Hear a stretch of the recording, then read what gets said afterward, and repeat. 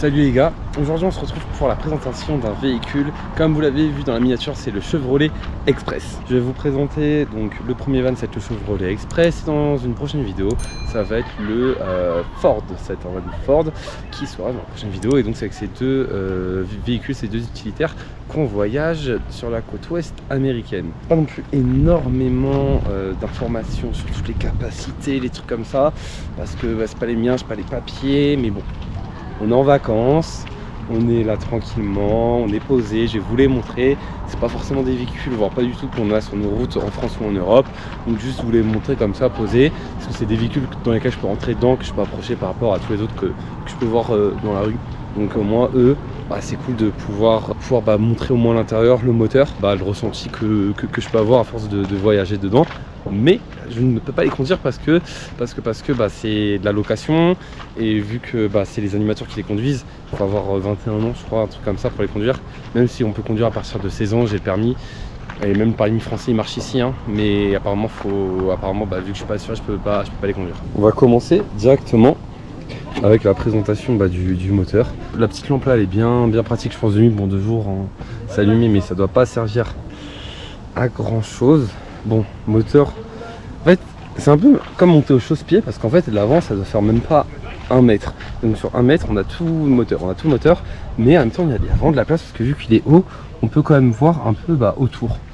De ce que j'ai pu voir sur internet, ça devrait être normalement un V6, et ça s'entend au démarrage, c'est plutôt un bon bruit rock américain. Au niveau des chevaux, je suis vraiment pas sûr, je vais essayer de voir au montage si je trouve, mais ça serait 276 chevaux pour les vannes Chevrolet Express. Après, est-ce que lui c'est une autre version différente en fonction des années, je ne sais pas. Après le moteur, on voit vraiment pas, je pense qu'il doit vraiment être en dessous. C'est un moteur à courroie. Après là on a le lave-glace, on a l'huile, enfin là la jauge pour l'huile, là on a le truc pour remettre de l'huile. Après c'est un moteur un peu plus classique. Et après on va s'attaquer directement à tout ce qui va être le design de la voiture. Et là ça c'est un van, mais ça va être plutôt sympa. Alors pour le design de la voiture, faut pas oublier que c'est pas vraiment une voiture, mais c'est plutôt un van. Donc les mecs ils se cassent pas la tête, vraiment ils font avec capot, pare-brise et place. Et après on ferme. Vraiment ils se cassent pas la tête. Vraiment ça fait droit, un peu droit, toujours droit, 90, droit. Voilà. Vraiment c'est comme ça un van aux États-Unis. C'est vraiment du droit. Mais bon, c'est un peu ce qu'on recherche. Là ça donne vraiment un look d'enfer. La petite antenne, normalement on va l'avoir dans quelques timelapse, quelques vlogs quand ça va être sur YouTube. Ça c'est plutôt sympa, ça donne un petit côté sympa.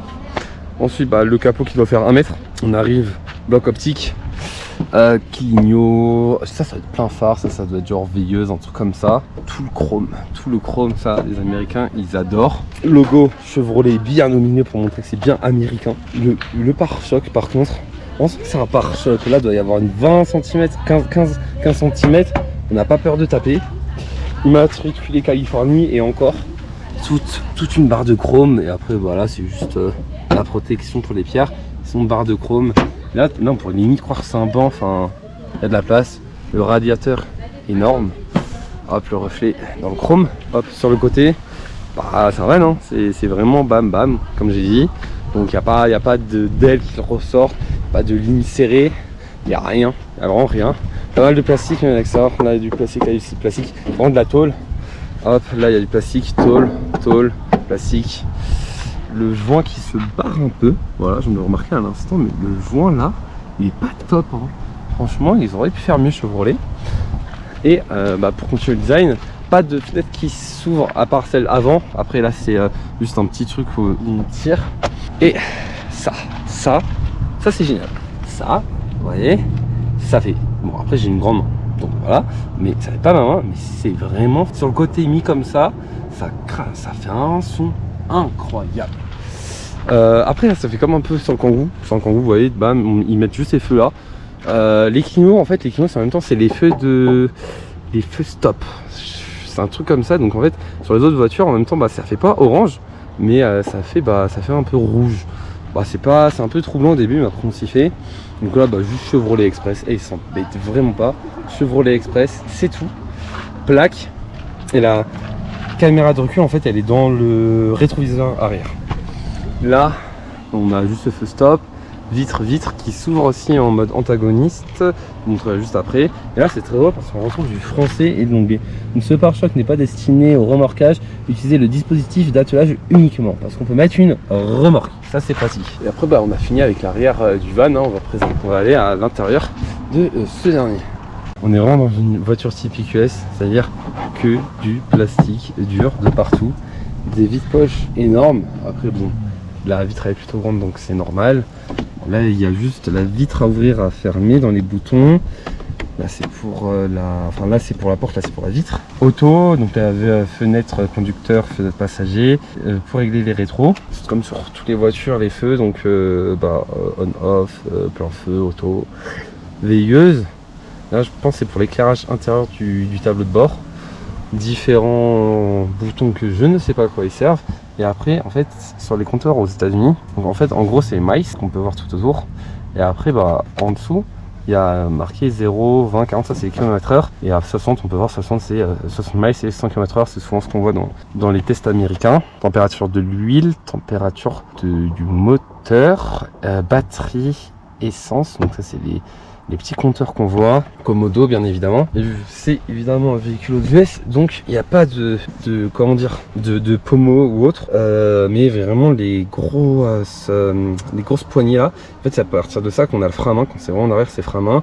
En fait, plus et moins, c'est pour passer en drive, neutre, recul, parking, et après c'est aussi pour faire passer vitesse en manuel si on a besoin de conduire en manuel. Là pour l'attelage, alors pour la clim, il y a la clim ici. Et il y a la clim au plafond. Et la caméra de recul, elle se trouve en fait là, dans la partie gauche du rétroviseur. Petite autoradio, il n'y a pas le Bluetooth, c'est plutôt un véhicule vieux. Allume-cigare. Là c'est incroyable, là c'est vraiment une prise. Là c'est comme si on avait une prise européenne. Là c'est une prise US intérieure. Le mode SOS, c'est vraiment, ça s'appelle les SOS si on est connecté avec le téléphone, on l'a testé. C'est peut-être une erreur. Après l'ABS off. Le vide-poche, ils adorent les vide-poches, donc vide-poche.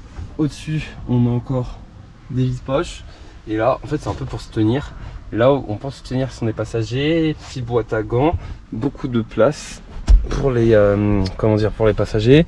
Hop, accoudoir pour le conducteur et le passager si besoin. Il y a encore des vides-poches avec les porte-gobelets. Bon, il y a 3 porte-gobelets pour 2 conducteurs, enfin pour un conducteur et un passager. 3 porte-gobelets pour 2 personnes. Bon, on est aux US. C'est bon, pédale de frein, accélérateur, logique. Et après, on va aller voir les places arrière. On va rentrer directement dans le van à l'arrière. Donc, une poignée, on rentre que d'un côté. Ça bloque un peu avec l'âge. Voilà. Et on peut encore. Non. Hop, au max. La poignée pour ouvrir, c'est juste ici. On ouvre. Voilà. Alors, la fenêtre directement. En fait, c'est juste là. On pousse. Hop. Et voilà. Et là, c'est ouvert. Et donc il y a quoi? Il y a même pas un centimètre, il y a un petit centimètre pour faire passer l'air, déjà mieux que rien. Alors on est sur, en fait, bon, là, comme vous pouvez voir, il y a 3 banquettes. Mais il y en a une 4ème, on peut voir avec la ceinture tout au fond. Je sais pas si ça se voit à la caméra, mais il y a 4 banquettes. Mais on l'a laissé à la location quand on a pris le van parce qu'on a besoin de place avec nos valises. Donc on peut accueillir normalement, ça fait 15 personnes qu'on peut accueillir dans le van. Plutôt pas mal avec un simple permis français, alors qu'en France c'est 8 passagers plus soi-même. Aux US ils sont beaucoup plus light pour tout ce qui est conduite. Alors ce qui est dommage, c'est qu'on a qu'un porte-gobelet par rangée après. Donc il y en a un là et il y en a un là-bas. Pas non plus la putain. Donc ça s'arrête là, ça fait banquette. Pour les longs voyages c'est un peu compliqué. Les ceintures elles se trouvent là-bas. On a des aérateurs à chaque rangée de sièges au niveau du plafond. Et pour le son, en fait il n'y en a que 2. Il y a à l'avant le son et après il y a tout là-bas, c'est en haut à l'arrière. Et bon, c'est pas top, mais ça fait l'affaire. Alors les meilleures places quand on est plutôt grand comme moi, 1m85, c'est ici parce qu'en fait on voit bien déjà la route. Et en même temps les jambes ne touchent pas l'avant du conducteur ou du passager. Parce que dès qu'on va sur une place comme celle-ci, c'est-à-dire en 2e, 3e ou 4e rangée, je vais avoir les jambes qui vont toucher. Voilà, là je suis assis normalement et là ça touche quoi. Et après vu qu'il n'y a rien, ça donne des coups de genoux aux autres personnes. C'est vraiment pas top pour les voyages. Voilà, donc ça c'est tout ce qu'on peut dire sur le van à l'intérieur. De nouveau à l'arrière du véhicule. Donc quand on entre, la petite poignée toujours. La vitre, donc c'est comme ça. Hop. Et ah ouais, à une main c'est pas facile, mais voilà. Et là ça tient. Tac, là ça tient. Comme ça permet d'avoir un peu d'air pour les passagers à l'arrière. Nous, là, la poignée elle est pétée. On peut, oui ou non, bloquer la serrure. Et pour ouvrir, hop, poignée. Pareil avec la fenêtre, on peut, oui ou non, ouvrir. Et donc là, le coffre, en vrai, il est bien. Parce que Là, si on n'a pas de banquette arrière, en fait là les sièges ils sont là. Et en fait c'est 4 sièges. C'est pour ça que ça fait 4, 3, 3, 3, 2. Passager conducteur. La ceinture et après l'autre ceinture elle est toujours là même sur la banquette. Bon, il y a un peu nos affaires debout vu qu'on est en van, on voyage tout le temps. Dès qu'on peut on le laisse un peu dans les vannes et ça fait l'affaire. Voilà, donc l'intérieur, voilà, que du plastique dur. Là aussi que du plastique dur. En même temps, les Américains quand ils achètent ça, c'est juste pour faire des bornes, pas forcément du confort, mais juste pour pouvoir rouler pour pas trop cher. Et voilà les gars, c'était le petit tour du Chevrolet Express. Bon, je pense que la vidéo elle va être rapide, hein, même Express. N'hésitez pas à vous abonner, à liker, à partager, à laisser un petit commentaire. Ça pourra m'aider pour la suite de la chaîne, des vidéos. Ça va beaucoup m'aider. Moi je vous dis à la prochaine.